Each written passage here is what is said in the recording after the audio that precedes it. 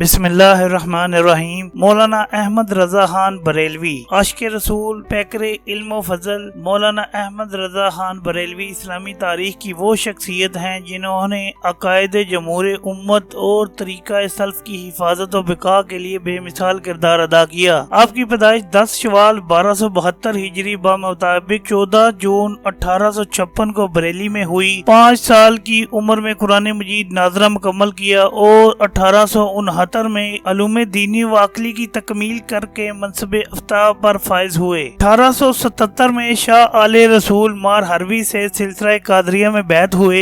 آپ نے بعض علوم میں ذاتی مطالعہ، غور و فکر سے کمال حاصل کیا، خصوصاً ریاضی اور علم فلکیات میں۔ 1878 میں پہلا حج اپنے والد نقی علی خان مرحوم کے ہمراہ کیا۔ اللہ تعالیٰ نے آپ کو متعدد علوم و فنون میں حیرت انگیز مہارت عطا فرمائی۔ فقہ میں انہیں کمال حاصل تھا۔ حکیم عبد الحی ندوی نزہۃ الخواطر میں لکھتے ہیں کہ فقہ حنفی اور اس کی جزیات پر انہیں وہ عبور حاصل تھا جو شاید ہی کسی دوسرے کو حاصل ہوا ہو۔ اس حقیقت پر فتاوی رضویہ شاہد ہے۔ ڈاکٹر علامہ اقبال واشگاف لفظوں میں ان کی فقاہت کو خراج تحسین پیش کرتے ہیں۔ امام احمد رضا نے قرآن و حدیث کا بہت ہی وسیع اور عمیق مطالعہ کیا۔ سورۃ الضحیٰ کی تفسیر لکھنے لگے تو 600 صفحات سے تجاوز کر گئی۔ قرآن مجید کا ترجمہ لکھا جسے بلا مبالغہ ان کا علمی شاہکار قرار دیا جا سکتا ہے۔ محدث بریلوی عشق رسالت رسول صلی اللہ علیہ وسلم کی ایک تحریک کا نام ہے۔ دلوں کے اندر عشق مصطفیٰ صلی اللہ علیہ وسلم سے روشن قندیل کا نام ہے۔ آپ کی فکر و نظر اور کرتاس و قلم کا مرکز ہمیشہ قرآن مجید اور سرکار دو عالم صلی اللہ علیہ وسلم کی ذات کریم رہی۔ آپ ترجمان علم و حکمت، داعی حق و صداقت اور اتحاد و بین المسلمین کے علم بردار تھے۔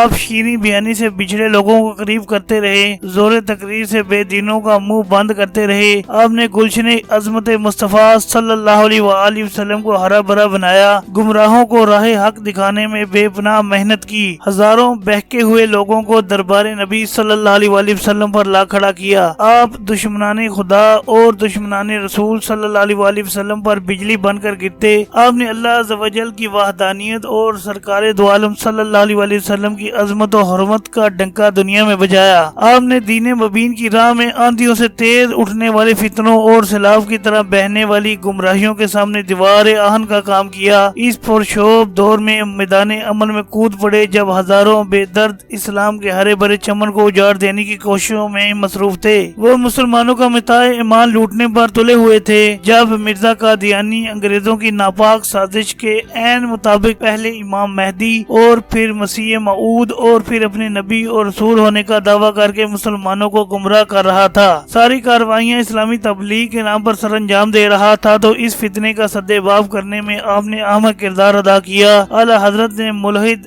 فاسق اور نام نہاد صوفیوں کے خلاف بھی اپنا فریضہ سر انجام دیا۔ آپ نے اپنی کتاب مقال العرفا میں قرآن و حدیث اور اقوال علماء سے ثابت کیا کہ شریعت اصل ہے اور طریقت اس کی فرع، شریعت منبع ہے اور طریقت اس سے نکلا ہوا ایک دریا۔ طریقت کی جدائی شریعت سے محال و دشوار ہے، شریعت ہی طریقت کا دار و مدار ہے اور شریعت ہی اصل معیار ہے۔ طریقت میں جو کچھ منکشف ہوتا ہے شریعت مطہرہ کی اتباع کا صدقہ ہے۔ جس حقیقت کو شریعت رد فرمائے وہ حقیقت نہیں ہے، بے دینی اور زدنکا ہے۔ اعلیٰ حضرت کا اصل کارنامہ فتاوی رضویہ ہے جسے پاک و ہند اور دیگر ممالک کے علماء نے انسائیکلوپیڈیا آف اسلام اور ایک عظیم فقی شاہکار قرار دیا ہے۔ علامہ عبدالرؤف سابق شیخ الحدیث جامعہ اشرفیہ یوپی لکھتے ہیں فتاوی رضویہ قدیم 12 جلدوں میں ہے جس کی ہر جلد تقریباً 1000 صفحات پر مشتمل ہے، جس میں فقہ اسلامی کے ہزارہ مسائل پر ایسی تحقیق بیان ہوئی ہے جو اپنی مثال آپ ہے۔ آپ کے بیشتر فتاوی کثیر التعداد آیات قرآنی، احادیث کریمہ اور روایت اصول و فروع کی شہادتوں سے گراں بار ہوئے ہیں۔ اس وقت موجودہ فتاوی رضویہ تحریج کے ساتھ 33 جلدوں پر مشتمل ہے جو ایک بہت بڑا علمی ذخیرہ ہے۔ تحقیقات علمی میں امام احمد رضا کا بلند ترین مقام تو اہل علم کے نزدیک مسلم ہی ہے، اس کے ساتھ وہ شعر و ادب میں قادر الکلام اساتذہ کی صف میں بھی شامل ہیں۔ جامعۃ الازہر